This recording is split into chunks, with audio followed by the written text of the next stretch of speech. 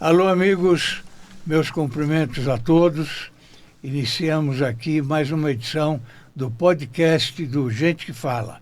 Hoje trazendo uma figura maravilhosa, meu amigo. Nós vamos falar sobre a nossa amizade. Vocês vão adorar, porque ele tem muito conteúdo. Foi deputado, eu vou daqui a pouquinho, vamos apresentá-lo e vamos começar a nossa conversa. Meu amigo Vicente Cassione. É uma honra para mim. Como vai você? É uma honra para mim, Fausto, estar aqui, apesar da nossa amizade. É uma honra porque eu sou seletivo. Eu não vou aonde me chamam. Eu vou dependendo de quem me chama. Poxa, muito obrigado. Então, eu estou aqui honrado por essa oportunidade que você está me dando. Muito obrigado. Eu vou pedir licença e vou ler aqui o currículo dele. Ele formou-se em Direito na Universidade Católica de Santos, integrou o corpo docente do Colégio Santista, mantido pelos irmãos maristas, foi articulista do jornal A Tribuna de Santos, deu aulas no Colégio Tarquínio Silva, na cidade de Santos, pós-graduado em Direito Penal e Processual pela USP, foi advogado do Rei Pelé. Aqui vamos conversar bastante, hein?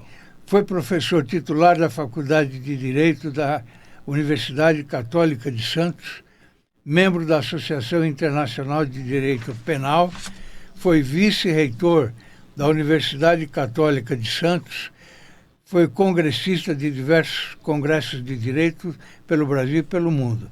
Foi presidente do CONTRAN e diretor-geral do DENATRAN.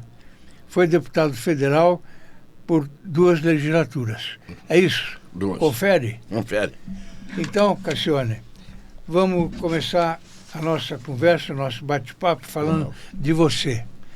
Você nasceu em Santos. Eu nasci em Santos e vivi a minha vida inteira em Santos. Nunca quis sair de Santos, mesmo quando a minha advocacia me levou para mais alto, até mesmo para o Brasil e para o exterior.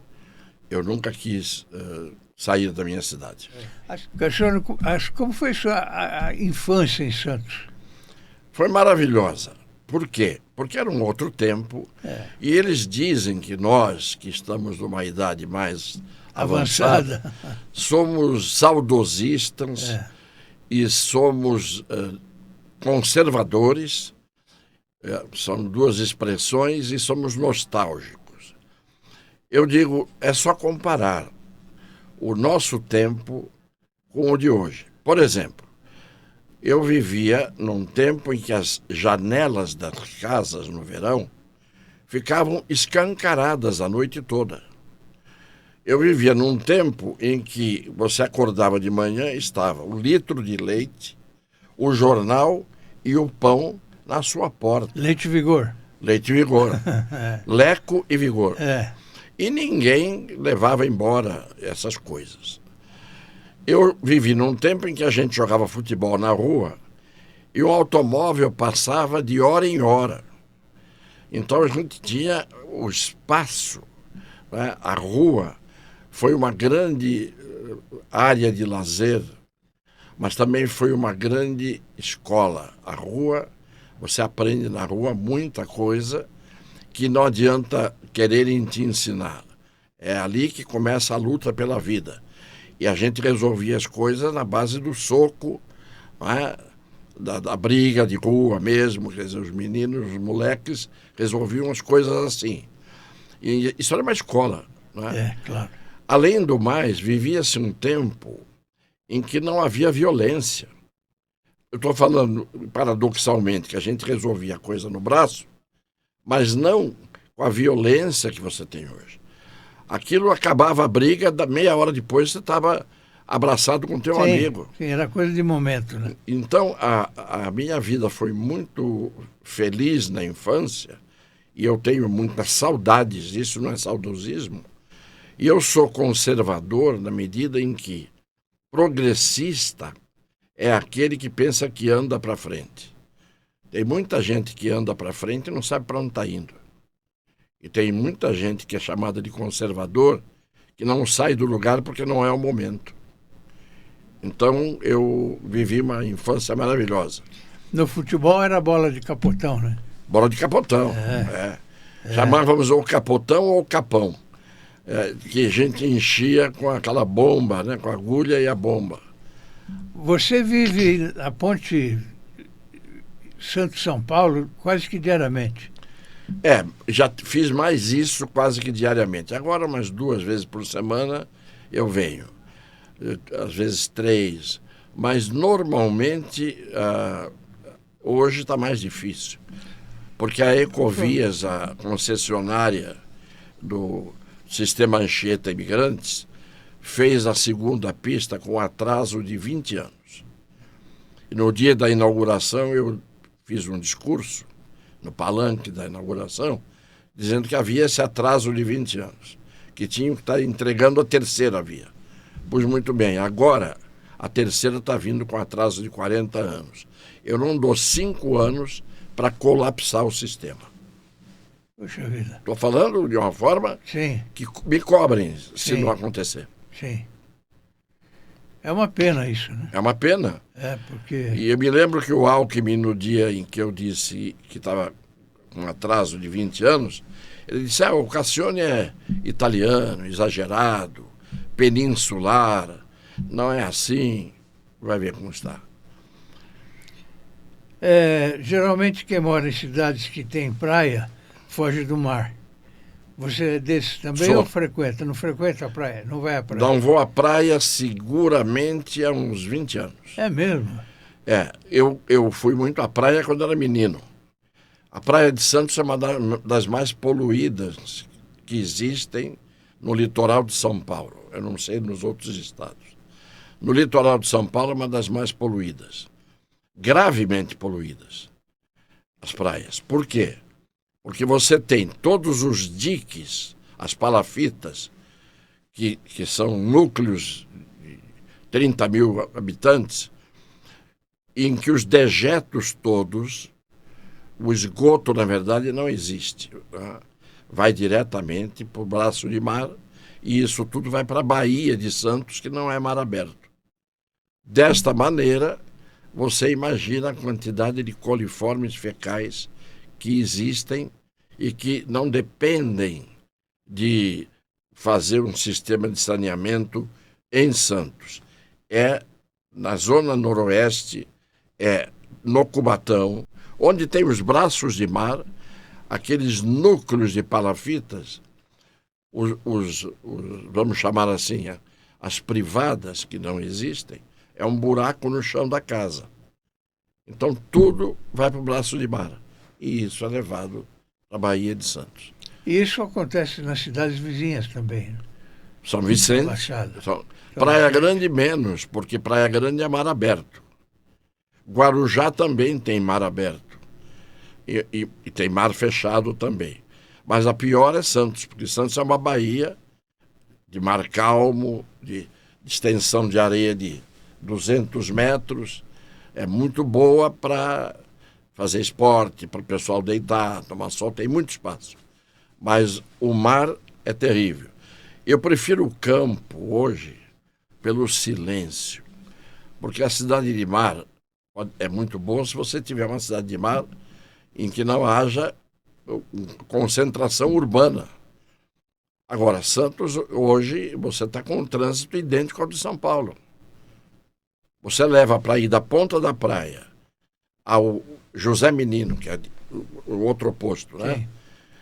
Você fazia isso de automóvel em 3 minutos. Hoje você faz em 25 minutos. Puxa vida. Para fazer 2,5 km, 3 km. Está virando cidade grande. Virou com os males da cidade grande, com característica de cidade provinciana. Você é casado, que eu sei, como é o nome da sua esposa? Jornalista. Eu casei com minha primeira mulher, ela faleceu. Sim.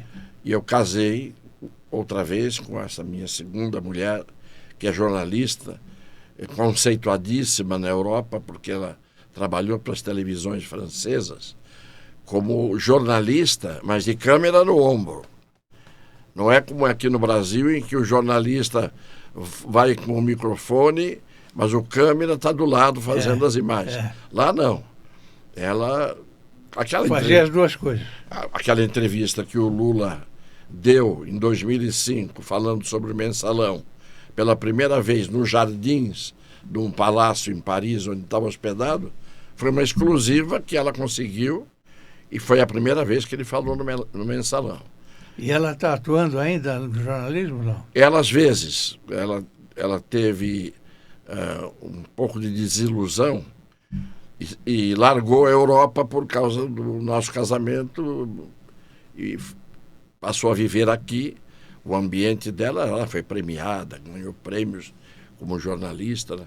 Ela fez uma matéria da Rocinha, no Rio, com tiroteio acontecendo diante dela, e ela, entrevistando os mascarados, etc., ganhou o Oscar do jornalismo da televisão francesa, a melhor reportagem internacional daquele ano. Eu posso dizer que você foi buscar uma esposa importada, né? Mas era de Santos. Sim, mas estava lá. Estava lá. Se não é você, ela estaria hoje lá. Estaria. Com certeza. Quando surgiu o direito com sua opção de vida? Se eu contar a você, Fausto, você não vai acreditar. O meu sonho era ser médico. Eu queria ser médico e ia fazer o vestibular daí a 2 meses para medicina. Tanto que eu fiz o científico, não fiz o clássico. Quem fazia o clássico ia para humanas. Sim. Eu fiz o científico e tal.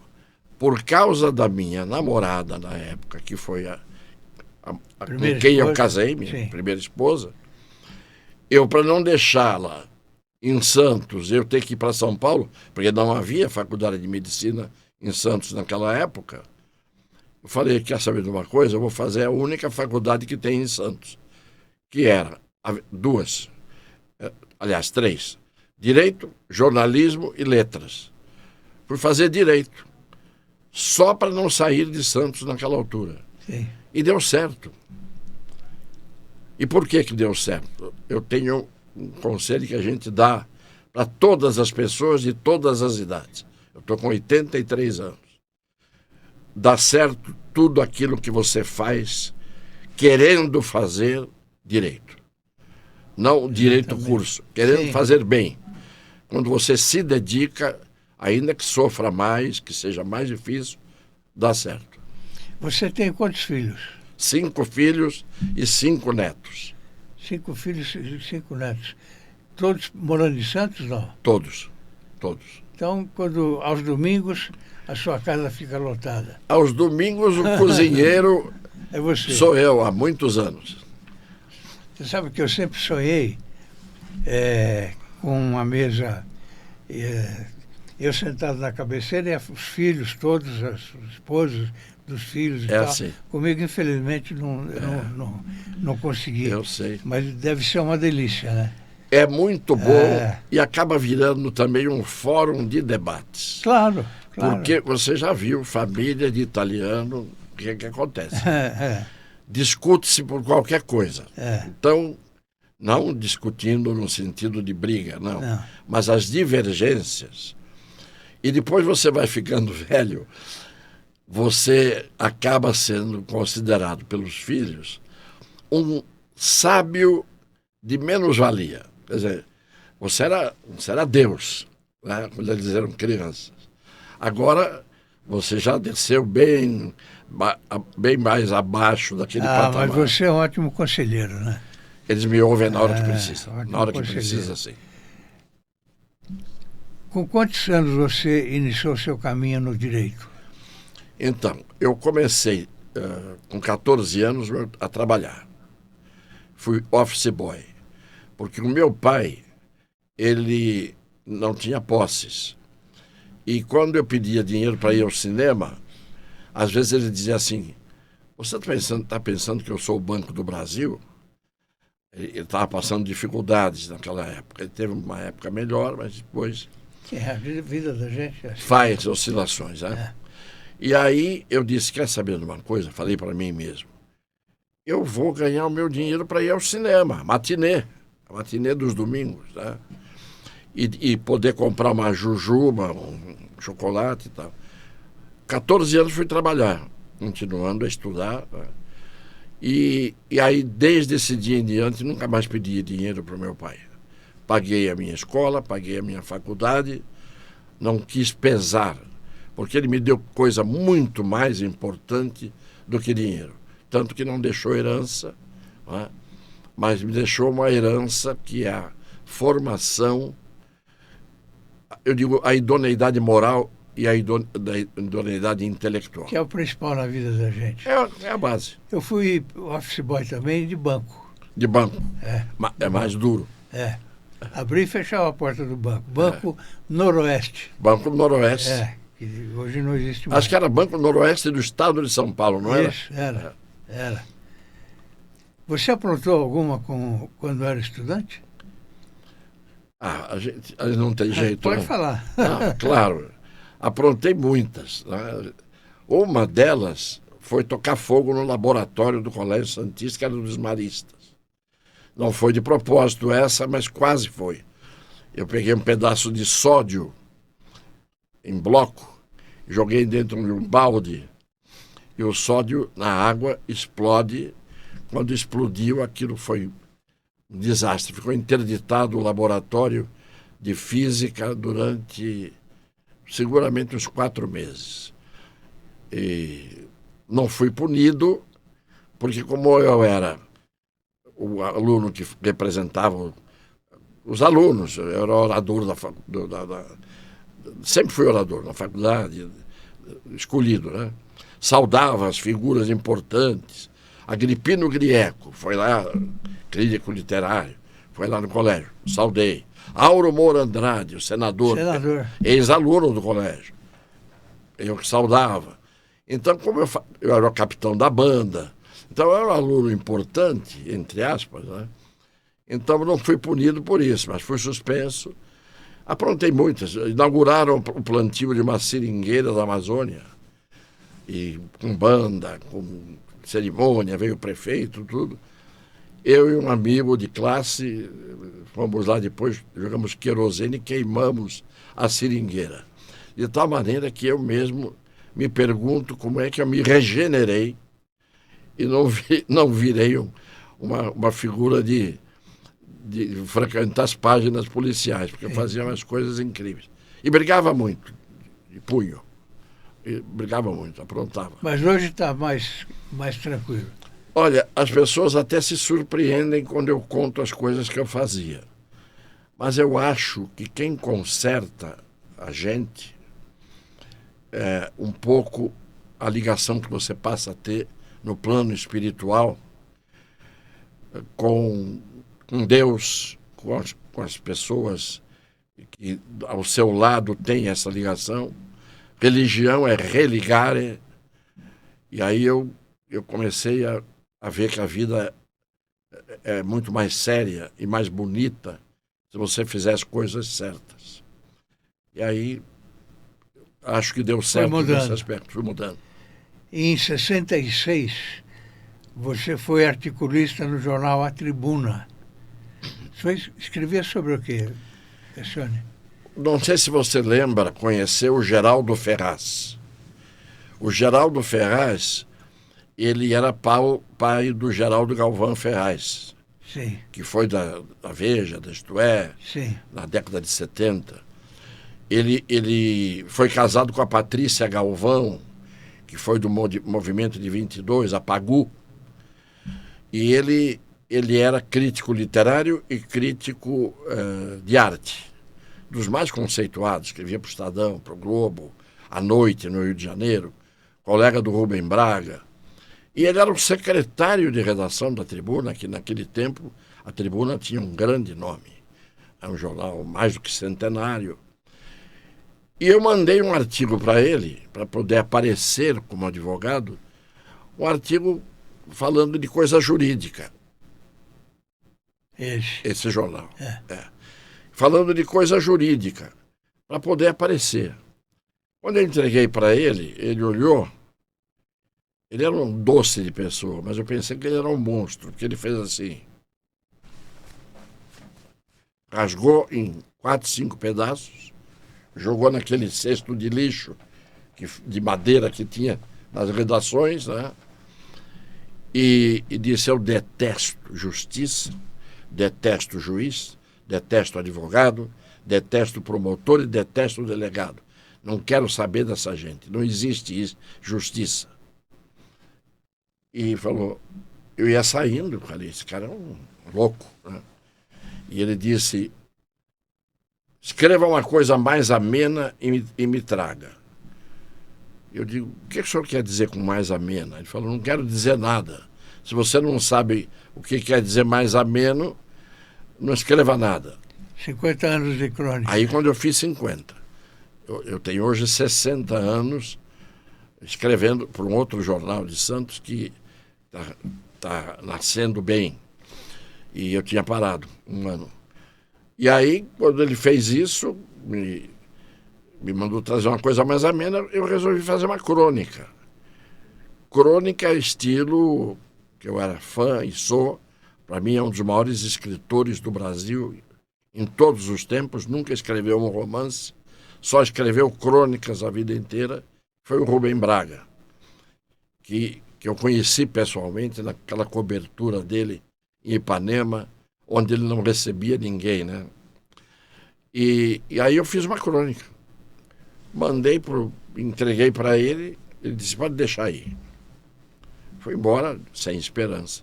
No domingo, eu morava ainda com meu pai, era solteiro eu, meu pai com a minha mãe, e meu pai me acorda no domingo de manhã: Vicente, filho, saiu a tua crônica no jornal, publicada do lado do Carlos Drummond de Andrade, que também escrevia para a Tribuna. A Tribuna, naquela altura, tinha muitos nomes. E o seu pai todo orgulhoso. Foi uma choradeira em casa, todo mundo gostou. Aí eu fui agradecer ao seu Geraldo Ferraz. Eu disse: seu Geraldo, eu posso continuar? Ele falou: pode. Você tem o dever de continuar. E depois fez um prefácio de um livro que eu ainda não editei até hoje, que exagerou demais. Me colocou numa posição como literato maior do que eu sou, com certeza. Então foi assim que eu comecei. Nisso aí eu dou razão para ele, viu? Você dá razão para ele, então eu já fico com mais um pouco de dúvida, porque a sua palavra é tão forte ou mais forte do que a dele. Imagina. O Brasil, você viveu nessa época, que nós estamos falando, o país tinha muita turbulência política, né? Foi na época da ditadura. Eu estava no segundo ano da faculdade. Então, o que isso influiu na sua... Teve alguma influência isso na sua vida? Tem mais hoje do que naquele tempo. Porque você vai dizer: mas como mais hoje? Porque hoje tem muito menino que não viveu aquele tempo e que fala daquele tempo como testemunho ocular. Fala daquele tempo como se tivesse vivido aquele tempo. Eu sempre digo para gente mais moça, eu digo: você tem 20 anos. Eu já tive 20, já tive 30, já tive 40, já tive 50, já tive 60, já tive 70 e já tive 80. Estou com 83. Então eu sei o que é ter vivido isso. Você só sabe o que é 20. O que são 20 anos. Então tem muito jornalista hoje, eu digo que uma parte do jornalismo hoje está em extinção, porque o jornalismo virou com essa politização e polarização, virou um jogo político. Quer dizer, esconde-se a notícia, inventa-se a notícia, isso em grandes meios de comunicação, lamentavelmente. Eu estava com 22 anos quando houve o movimento de 64, não é? Começou tudo com a morte do Getúlio, que eu me lembro bem ainda, que foi a primeira turbulência, porque depois já teve turbulência com o Café Filho, turbulência com o Jânio, mas antes do Jânio houve principalmente uma turbulência que quase terminou mal. Os navios da esquadra chegaram aí ao Porto de Santos, quase aconteceu. Depois quiseram que o Juscelino não tomasse posse. Né? Depois, com a renúncia do Jânio foi uma coisa também que ninguém conseguia entender o que aconteceu. Hoje eu entendo. Hoje, para quem quiser, eu não estou dizendo com certeza se foi isso que aconteceu com o Jânio, que eu conheci pessoalmente, mais tarde. Se você quiser fazer política, direito, e como patriota, como uma pessoa que queira acertar e se cercar de gente boa e ter bons objetivos, as tais forças terríveis, não ocultas, porque ele nunca falou isso, Jânio, falou forças terríveis, elas atuam de uma forma impressionante. O Congresso Nacional, eu estive lá 2 vezes, aquilo não foi feito para funcionar. Não foi feito para funcionar. Foi para emperrar. Para emperrar. A palavra que você usou é perfeita. Para emperrar. E, lamentavelmente, você tem, claro, tem pessoas de bem, conheci muitas. Dou nomes assim facilmente. Do mandato mais antigo, Roberto Magalhães, que foi governador de Pernambuco, um homem seríssimo. Né? Você tinha... Estou dando um exemplo para não ter que ficar citando todos.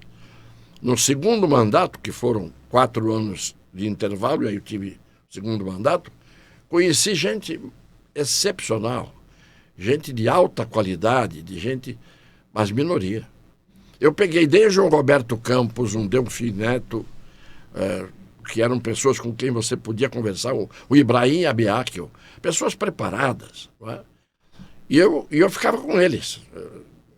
Eu fui rapidamente guindado a líder da bancada, com 3 meses de mandato, sem nunca ter feito política na vida.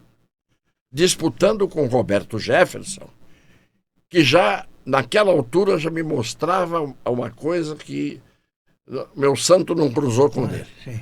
Aí, dá para entender. Aí, claro, você já disse tudo. E o Nelson Trade teve um infarto de Mato Grosso. O Nelson ele era o líder. Aí ia abrir a vaga da liderança. Roberto Jefferson, que já era veterano lá, disse, eu vou disputar. E eu, que era um neófito, um noviço, mas um noviço rebelde, né? Eu disse, eu vou disputar. Todo mundo parou e falou, esse cara chegou ontem aqui. Disputei, tinha 24 deputados na bancada do PTB e eu tive 16 votos, ele teve 8. E assumi a liderança. Então, ganhei experiência forçado, tive que aprender muito depressa. E aí, nesse aprendizado que você vê que, eu diria, 60% do que está lá é de ótima qualidade. Mas é gente que não aparece. Baixo clero não influi, não decide. As panelas decidem. E eu logo já estava decidindo. Você deve ter uma foto minha aí que eu estou com a mão assim estendida. Na minha frente está o Temer e o Zé Aníbal, e eu estou com a mão assim, que dá para ver bem como é que era, como eram as discussões, mas era de outro nível. Hoje não tem discussão, hoje tem baixaria. Hoje aquilo, a gente fala botequim, eu tenho imenso respeito pelo botequim. O que tem lá não é botequim. Botequim é respeitado. É uma pena, hein? É uma pena. Você se tornou professor ainda em Santos. Sim, eu fui professor com 26 anos de idade, titular da cadeira, catedrático. Quer dizer, dizem que naquele tempo ninguém com menos de 30 anos assumia uma cadeira numa universidade. Eu assumi com 26. Agora, você falou da turbulência e eu acabei fugindo do assunto. 64. 64, os meios de comunicação, os grandes, a Folha, o Estadão e o Globo, para citar 3, eram a favor da marcha da família com Deus pela liberdade, né? O povo na rua, mais gente do que nas diretas já, não aceitando a esquerdização que estava havendo no Brasil. Não tanto pelo Jango, naquela altura mais pelo Brizola, que era mais rebelde, mas o sindicalismo, tanto que Santos, que tinha uma força sindical muito grande, em razão do Porto, cidade portuária, era chamada de a Moscouzinha brasileira. E aí, muita coisa que aconteceu naquela altura, aconteceu no Rio de Janeiro e em Santos. Né? Muito mais do que aqui em São Paulo, capital. Aí o que aconteceu? O movimento aconteceu, houve o tal golpe, não se disparou um tiro, você lembra disso? O golpe foi radiofônico. A Rádio Farroupilha falou, o Carlos Lacerda mandou ao Almirante Aragão não se aproximar do Palácio Guanabara, o Mourão Filho veio do Rio de Janeiro, não se disparou um tiro, o Jango e o Brizola foram para o Uruguai, e no dia seguinte o Congresso Nacional apoiou tudo e Castelo assumiu com o compromisso de, em 2 anos, normalizar a situação. Né? Com Pedro Aleixo, que seria... E aí, na minha opinião, eu digo o que eu sinto, eu digo sempre, e não vai ser diferente aqui, aquele acidente do Castelo com aquele avião no céu de Brigadeiro que estava no Ceará, não me convenceu até hoje. Tem história aí. Aí tem coisa, aí tem coisa. E aí veio o verdadeiro golpe em 1968 com Costa e Silva e com AI-5. Ali é que começou o negócio. Tanto o endurecimento por parte dos militares e dos paramilitares, mas, acima de tudo, com os civis. Porque ninguém fala dos civis golpistas. O golpe, normalmente, o militar, ele dá força para o civil. Os civis mantiveram aquilo. Eu pergunto para você, por que não caçaram o Tancredo nunca? Por que o Ulisses Guimarães nunca foi caçado? Severo Gomes. Aqueles que seriam anti-regime. Nunca aconteceu nada com eles, estiveram sempre por cima. Então, o que eu vejo é os civis, uma parte do empresariado, deixa os militares tomando conta. E aí nasceu a grande moléstia agravada da corrupção que sempre existe. Foi ali que nasceu, com os civis praticando isso.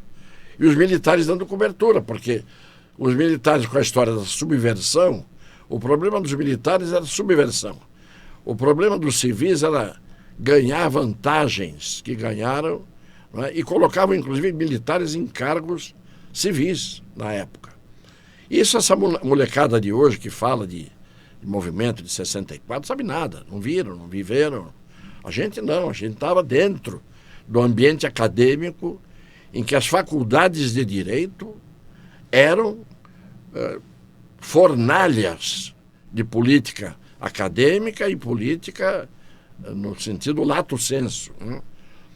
E hoje não, você vê que acontece tudo no Brasil, que acontece, o Supremo faz o que quer, você não tem um movimento na faculdade de Direito do Largo de São Francisco.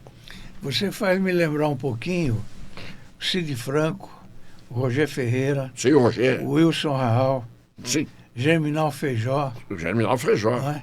Eram do PSB, mas eram totalmente diferentes do que essa esquerda de hoje totalmente. Pretende. O Germinal foi líder Professor do Jânio. Alípio Correia Neto. Alípio Correia Neto. Sim.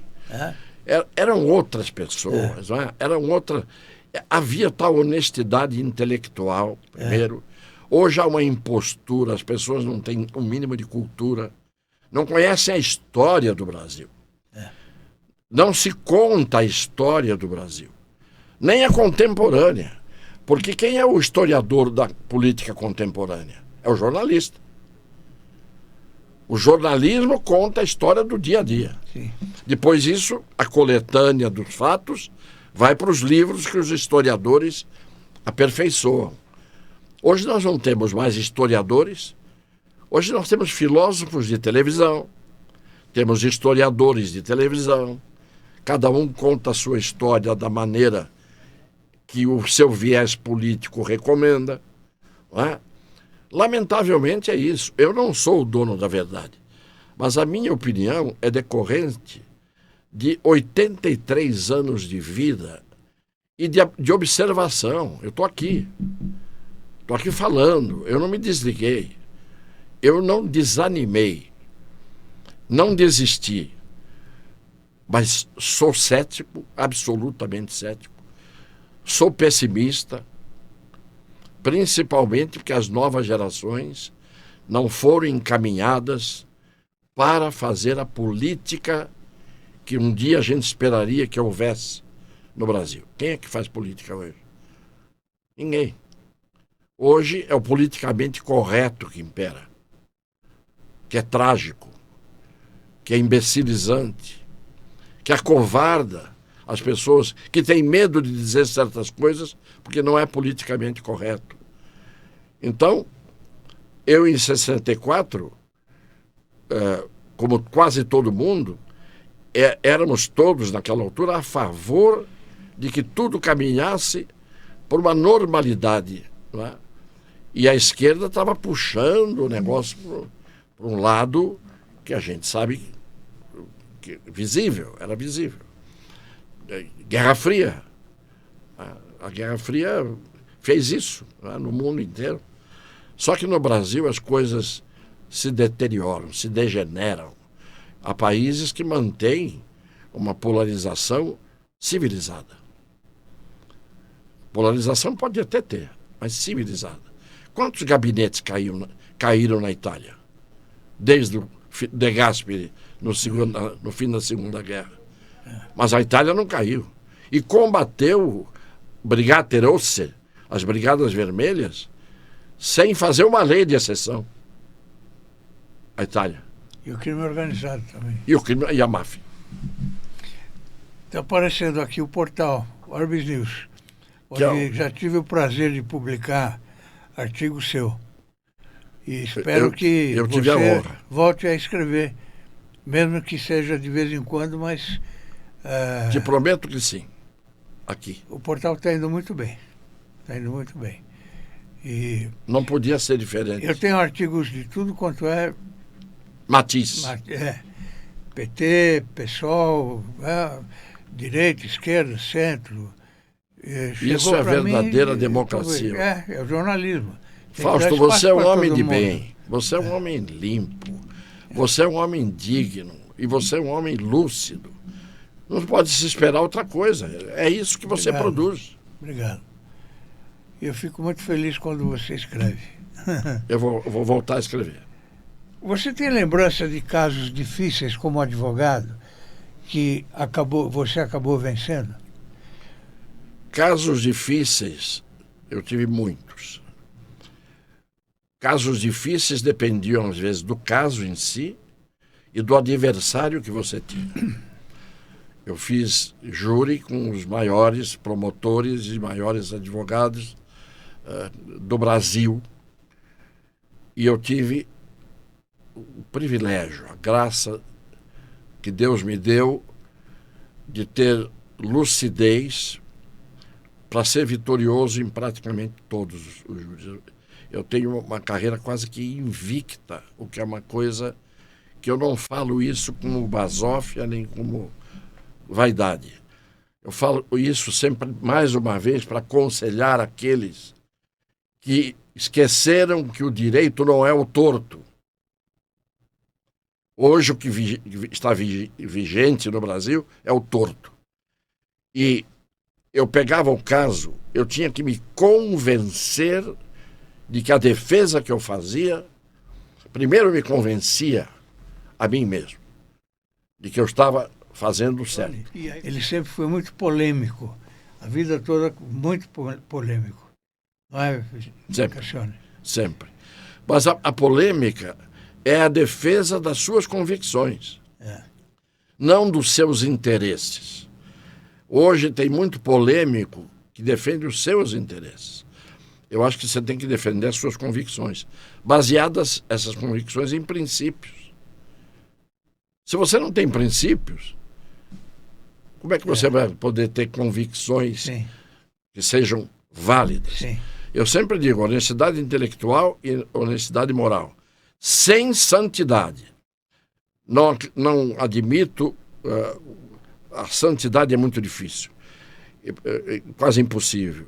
Então, tinha o São Luís de Gonzaga, que dizia: o santo mais santo peca 7 vezes ao dia.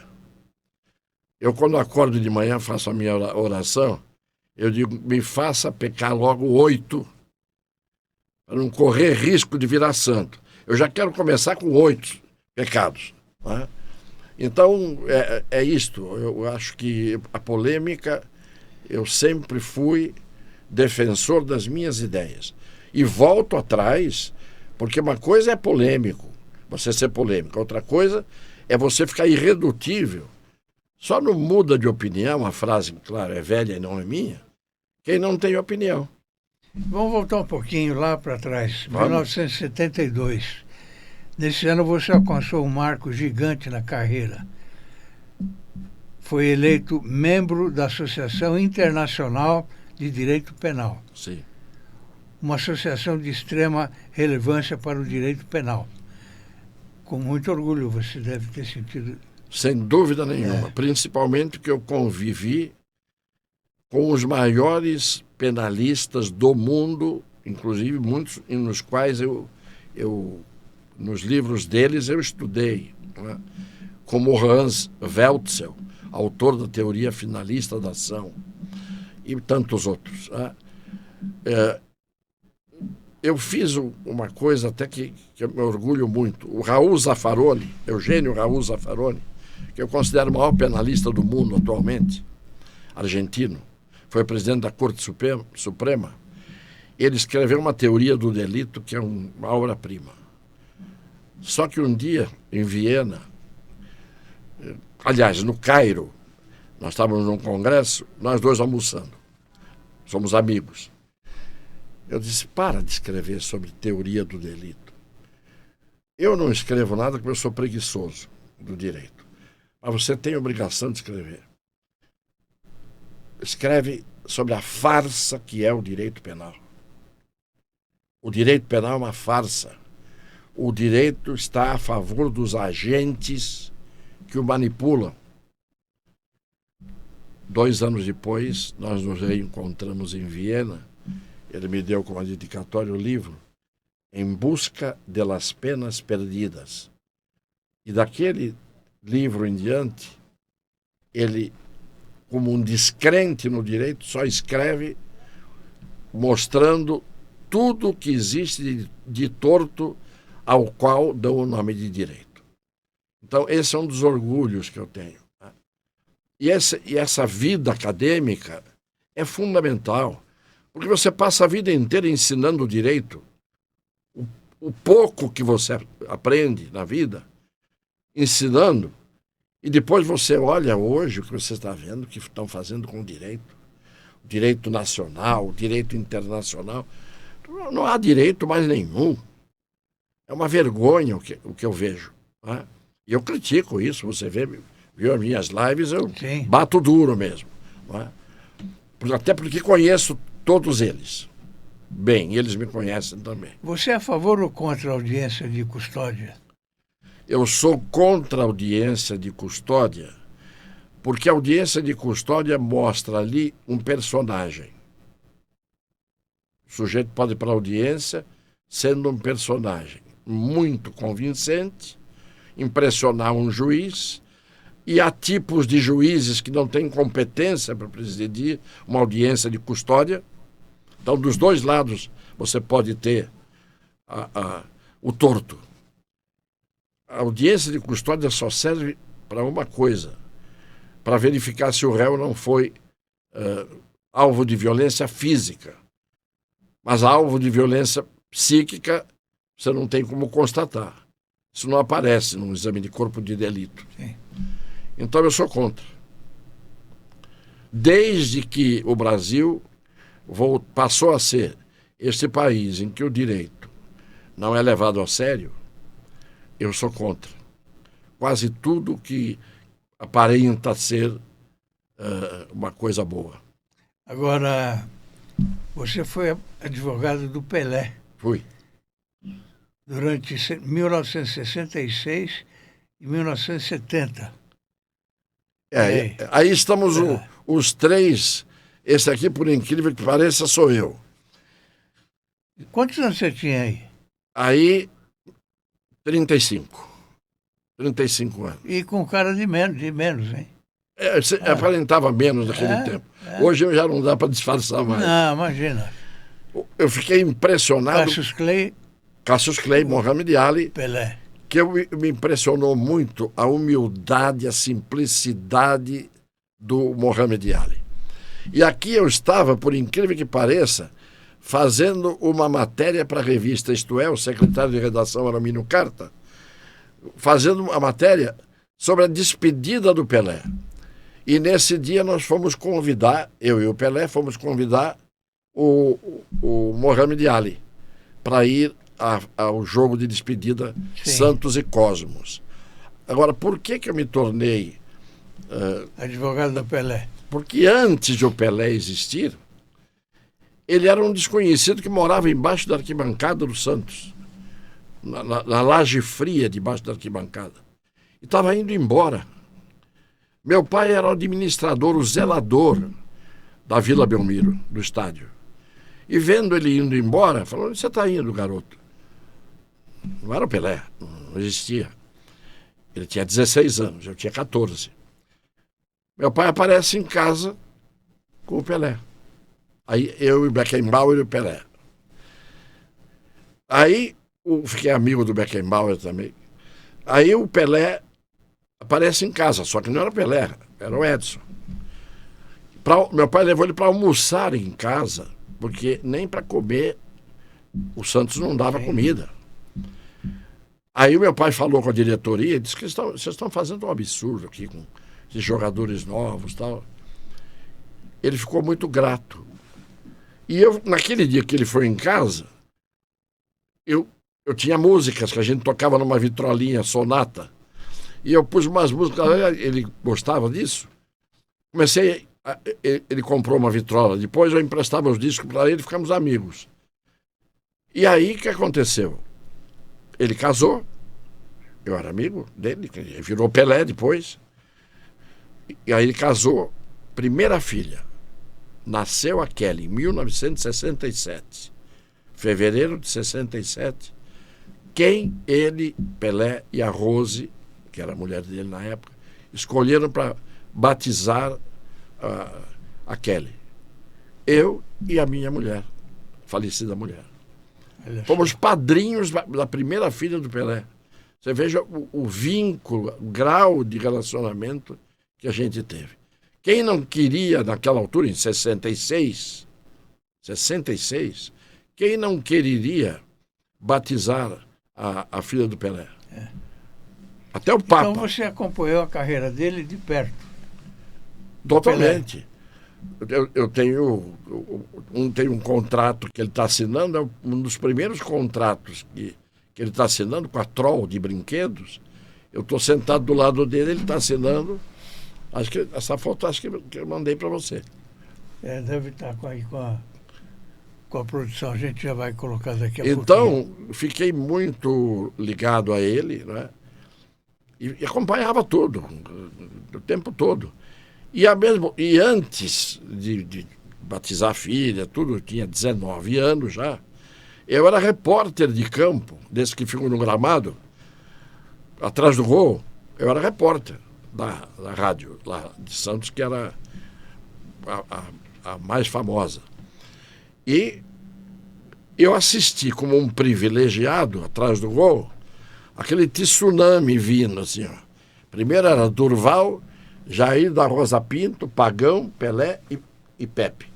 Depois era Durval, Mengalvio, Coutinho, Pelé e Pepe. Aquilo vinha que nem um tsunami. Privilegiado, né? E fiquei amigo de todos eles. Agora, naquela época, Era uma época bem diferente. Eu tive a oportunidade, como secretário municipal de esportes aqui em São Paulo, de criar umas escolinhas de futebol. Eram 100 na cidade, né? E essas 100 escolinhas, cada uma delas tinha um patrono. Então trabalhou comigo o Coutinho, o Dorval, o Mengal. Sim, olha que coisa. Olha você. O Lima. Olha a sua visão. O Lima. O Lima. Do Palmeiras, Ademir da Guia. O Dudu, que jogava fazia parceria com o Sim, o meio de campo do Palmeiras. Enfim, o Mirandinha.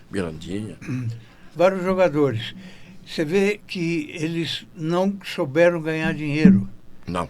Porque o que eu podia oferecer para eles não era muito. E eu oferecia e eles concordavam. Aquela turma do Santos, campeão do mundo, 62, 63. Sim.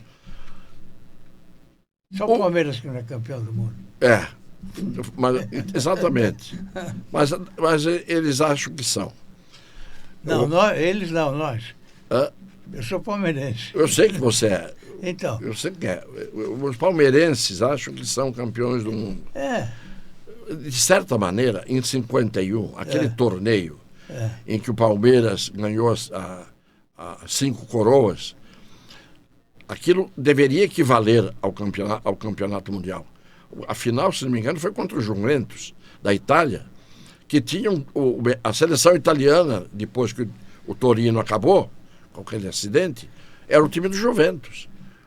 O Boniperti, que era o ponta-direita, era um monstro. E o Palmeiras ganhou todo mundo com aquele time. Não é? Então, mas eu digo o seguinte, essa sua visão de trazer os jogadores, e eles precisavam de dinheiro, porque daquele Santos só ganhou dinheiro mesmo assim, ridículo perto do que ganham hoje, o Pelé. Mas só ganhou no Cosmos. Ninguém acredita nisso. Sim. E os outros não ganharam. É isso, a verdade é essa. Daquele time campeão do mundo, que assombrou o mundo, ninguém ficou rico. Eles queriam vestir a camisa do time, né? Você vê, o Pepe nunca trocou o Santos por nenhum time. O Pelé nunca saiu do Santos, só depois que ele parou a carreira, que aí veio a oferta dos Estados Unidos, ele foi lá e acabou introduzindo o futebol lá. Né? Mas, fora disso... Você foi eleito deputado federal pela primeira vez em 94, né? 94. Foi uma virada de chave? Eu nunca tinha feito política militante, nunca. Apareceu um candidato a prefeito em Santos, que não morava em Santos, e que era um itinerante, e era do PT. E eu, em protesto à candidatura dele, falei, vou sair candidato só para poder falar as coisas na campanha. Tive 110 mil votos, perdi por 10 mil votos, aí estou presidindo a Câmara numa das sessões. Sim. Eu tive 10 mil votos de diferença só, e eu tinha certeza que tinham me roubado. Era célula impressa. Eu não tinha delegado, não tinha fiscal, não tinha nada. 10 anos depois, o Lula, pessoalmente, confessou a mim, a Laumiro Teixeira ali, ó. Se você vê aqui o nível das pessoas que estão aqui, era um melhor do que o outro. E aí, quando eu falei com o Lula, ele me disse, aquela você ganhou, mas não levou. Admitiram que teve isso. 2 anos depois, o Gilberto Kassab, que eu não conhecia, viu o resultado que eu tinha tido em Santos, e apareci como um fenômeno naquela altura, porque ninguém sabia quem eu era, como político. Falou, você vai disputar pelo meu partido para deputado federal. Falei, imagine se eu vou me eleger, você vai se eleger. Você não viu o resultado que você teve em Santos, você não sabe. O Kassab de política entende mais do que ninguém. Me candidatei e fui eleito. Não pela política. Fui eleito porque era advogado conhecido, professor de direito, escritor das crônicas semanalmente e tal. Isso me levou. Sim. Não, portanto, não fui militante político. Você hoje não está em partido nenhum? Eu acho que todos os partidos são absolutamente iguais. Faltava o PT provar isso, e eu dizia desde o começo. Vai ter uma hora que o PT vai provar que é igual aos outros ou pior que os outros. E provou. O PT acabou provando isso. Não é? Então, partido, se você pegar os princípios do partido, pegar o estatuto do partido, tudo é uma beleza. Aliás, é tudo igual um do outro. Na prática, partido tem cacique. Cacique manda na tribo. Então, quem manda são os caciques. E dentro do Congresso Nacional também. Eram os caciques que mandavam. Se você não sai do baixo clero, nem o porteiro pelo qual você passa todo dia te conhece. Agora, você sai do baixo clero, você é conhecido. Então, eu tive essa aventura de sair do baixo clero. Né? Naquele primeiro concurso em que eu ganhei do Roberto Jefferson e fui líder, e renunciei à liderança numa situação em que eu disse, subi à tribuna, foi na reeleição do Fernando Henrique. Correu solto o mensalão ali para aprovarem a reeleição. O Fernando Henrique me chamou, na antivéspera, eu disse, eu vou votar contra. O que você tem contra mim? Eu falei, não tenho nada contra você, não tenho nada. É um princípio, eu sou contra a reeleição, só isso. Aí me fizeram uma oferta irrecusável e eu recusei. E de 24, estava 14 contra a reeleição, 10 a favor, 24 deputados. Eu era o líder. Chegou no dia, o Luiz Eduardo Magalhães, presidindo, disse, com a palavra o eminente deputado Vicente Cassione, líder do PTB, como vota a bancada. Subi, falei, como deputado federal, como cidadão, como Vicente Cassione, eu voto contra. Agora, como líder, eu sou obrigado a dizer que a bancada, unanimemente, vota a favor, e eu renuncio, nesse instante, à liderança da bancada. Renunciei na tribuna. Você sempre foi uma pessoa de atitudes, né? Sim. Cassione, ficou muita coisa no meio do caminho aqui que eu não consegui perguntar. Então... eu falo demais. Não fala demais, não. Você falou o que eu queria ouvir. Que o telespectador aí queria ouvir também. Não vai ser a única vez que eu estou te convidando para vir ao podcast. Vou convidá-lo mais vezes, tá bem? Eu venho com a maior honra e maior prazer. Eu tenho muita admiração por você sabe disso. Eu sei disso e eu por você. Obrigado, e eu por você. Obrigado. Muita. E espero que os nossos espectadores tenham gostado. Vicente Cassione, uma figura queridíssima, polêmico, mas quando ele é amigo mesmo. E ele é uma pessoa de atitude, como eu gosto, viu? Obrigado, então, Cassione, muito obrigado pela sua presença. Eu agradeço, Deus abençoe você. Amém. E todos aqueles que te seguem, que têm o privilégio de te seguir, e eu sou um deles, que agradeço mesmo do fundo do meu coração. Muito obrigado. Ao nosso espectador, o meu muito obrigado também, e até a próxima. Fiquem com Deus.